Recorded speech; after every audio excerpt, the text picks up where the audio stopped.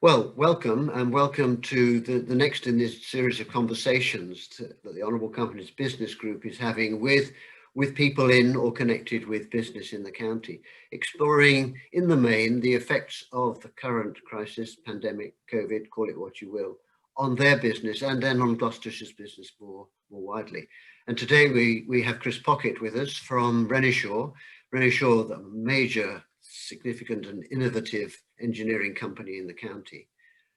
And Chris, given how big, in inverted commas, and significant and well-run Renishaw is, I'd just like to know how prepared you felt you were for this pandemic, this crisis. Was it on your risk register? Well, it's a really interesting question, Chris, and yeah, thanks for giving us the opportunity to say a few things about our experience of the pandemic. I think the reality is, from very few companies and organizations can hand on heart say they were expecting a global pandemic. It wasn't on our list of risks. The impact of the pandemic there are various elements of our business operations which were on or business functions which were on the risk register. So obviously the potential impact on things like supply chain, demand, all those sorts of issues, people, those sorts of things are captured, but not specifically in terms of a pandemic. So I think, though, as a global company, perhaps we were better placed to deal with this than many, because of the breadth of our operations, strength of operations, but also because we as a business had early sight of this, because we have a very big business in China. It's our largest market, and we have 14, if you include Hong Kong, which is these days part of China. So we have 14 offices in China. So we saw the impacts very early. So we had a real heads up. As a business, we were communicating from January onwards with staff. We created a COVID response and mitigation team in early February, which met every single day. I was part of that group, and that was basically a collection of senior managers from across the business with particular functional responsibilities. And so I think we were in a better place than many. We saw what was coming. I think to be fair, it came quicker than many expected. But our approach was very much to protect the business, protect our people, protect our communities as well, because we're we have a big footprint in Gloucestershire and other areas in the UK and overseas. So we saw our responsibility very clearly, and we took decisions very early as well. We were often very much ahead of UK government advice in terms of things like travel, asking staff to quarantine if they came back from certain areas of the world which we deemed to be higher risk, even ahead of the government. So Italy, for example, we had quite a lot of people that were on holiday in Italy that we asked to quarantine for 14 days or to stay away from work for 14 days. So we were able, because of that global perspective, we did act early. We had a sense of what was coming, but I think hand on heart, no one knew the scale that it was going of the issue was going to become, the speed of that as well. Yeah. So what was the major impact on your business? I mean, you have as you say, a lot of market in the Far East. What have you seen has been the effect on your market? Yeah, I think from our perspective, obviously we saw it early in China, had an impact in China, but it was rolled up around the time of Chinese New Year, which is quiet anyway, because effectively most businesses closed down for around 2 weeks. But of course, China did get a grip of things very, very quickly. At the time, a lot of the measures which have been taken seemed incredibly draconian to us, yeah. In the West, but the sort of measures of lockdown, which we were having those conversations at the time, could not possibly imagine those things were going to happen in the West, but of course they did. But China got a grip of things very, very quickly. I don't want to go into all the politics around that, but the reality is they came out of things very quickly. So our Asian business recovered very quickly, and that was good. But clearly, a large part of our business, or a reasonable amount of our business, ends up ultimately in aerospace, automotive sectors.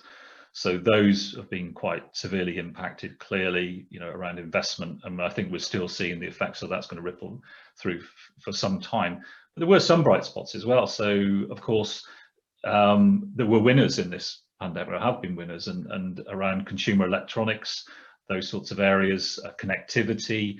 So high demand for mobile computing, for storage, for data storage, and we have products that actually are supplied into that sector ultimately. So it's been a mixed picture. Some of our businesses have been doing very well, and some obviously have been quite seriously impacted. I think also the supply chain was an issue. I mean, we're a global business. We are very highly integrated though, so we were probably protected from the impact of the weakness of global supply chains more than many. But we did certainly face challenges, and we've had to be pretty nimble. And our supply chain teams have done a fantastic job of keeping things going. We didn't let customers down. That was the key thing. And we were able to support customers. Again, that global footprint really helped us because we could support customers around the world at a local level. Yeah, but it's interesting you mentioned winners and losers. I was going to ask you what are the silver linings? Have there been any silver linings for you? And have you changed the way you do things in a way that perhaps might be useful for other businesses? Well, we've just carried out the largest ever home working experiment. You know, we to be fair, we're kind of traditional business. We weren't necessarily a great fan of home working for a variety of reasons, from a collaborative perspective. Also because we're very much an end-to-end business, so we have every kind of role you can imagine in business within Renishaw. Everything from sort of blue sky thinking, R&D, through to owning most of our own sales channels and manufacturing as well. We're a large UK manufacturer. So we'd always taken the approach pretty much that because our manufacturing teams, realistically, they cannot work from home, so therefore we didn't feel it was appropriate for our other staff to work from home. That was our position for many years, and but of course that's changed. That's changed enormously, and I think we've shown, as many other businesses have, to be fair, that we can work efficiently remotely. It is possible. It doesn't have perhaps the huge impact on the business that we may have expected, and there have been some real benefits in terms of being able to collaborate more quickly. A lot of people used to travel. A lot of those people are not traveling in the same way anymore. Yep. So that it means that it's easier to connect with them. So it's easier to connect through Microsoft Teams and other platforms like Zoom that we're all using now in a much more timely manner. So in some respects, it's been challenging, especially for project teams. But we've all found new ways of working. So I suppose in terms of the silver lining, we talk about pivoting and changing the way we operate. And I think that's what we're challenging ourselves to do. I think we're challenging our teams internally. What can we now do? And actually, when things go back to normality, what things would we like to continue to do that we have been doing? Because there have been some real benefits. And one of my responsibilities in Renishaw is education outreach. And obviously, we've not been going into schools. It's very difficult to engage with schools. But we've changed our offering. We're now doing virtual workshops. We're up to around 60 workshops that we will have delivered by between September and December. On all sorts of topics, from 3D printing through to coding. So I think there are things that we can do, and actually in doing that, we've made ourselves more accessible as a business because it doesn't need to be that physical contact. So I think we're probably going to end up with a bit of a hybrid in our working, our approach to work in terms of remote working. We're likely to end up with some sort of hybrid model where we'll do a mixture of home working and office-based working, but also from our education outreach perspective, that we'll end up with a hybrid model. Yeah, it's interesting, isn't it? I mean, it's becoming a bit of a cliche, but a lot of us have made advances in 6 months, force majeure, that we would otherwise have taken years to develop, and some of those are going to be very, very positive. So yeah, no, absolutely. I think the other thing as well is that we've shown that we can make decisions quickly, and very good decisions quickly, often with because we have to, because time's against us, and government have announced new measures and we have to respond to that. it's been, you know, it's an incredibly complex situation that we've faced, and trying to be fair to everybody, and everybody is obviously in very different, or employees are in very, very different personal circumstances, some shielding, some with very young children. It's been very difficult to have a balanced approach to employee relations and our activities and our policies. But I think, hand on heart, we've done, you know, a pretty good job there.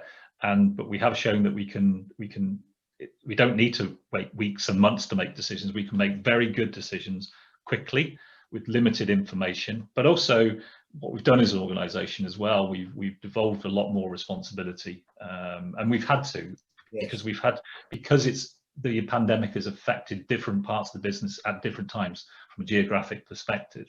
So we've had to learn to delegate better, to give more responsibility at a local level, to make local decisions, because obviously rules and regulations have been very different in the pandemic as well. Different governments have approached this very differently. I mean, that's interesting, isn't it? So, I mean, you feel you've genuinely been devolving responsibility, asking for a more entrepreneurial spirit, if you like, even within a big company and some of your employees. That is a real positive, isn't it? Which will benefit business beyond this current crisis. No, I think so. I think so. You know, our mantra is innovation. Our strapline, apply innovation, and I think, you know, we've always tried to encourage that. But I think, as you say, we're wanting to keep that, and I think that's a challenge for any large business, is to retain that innovative and entrepreneurial essence that you can lose as you become a larger entity. Yeah. Chris, that sounds pretty positive. It sounds like Renishaw is coming through this, as it were, in as good a shape as possible. That's encouraging for the county.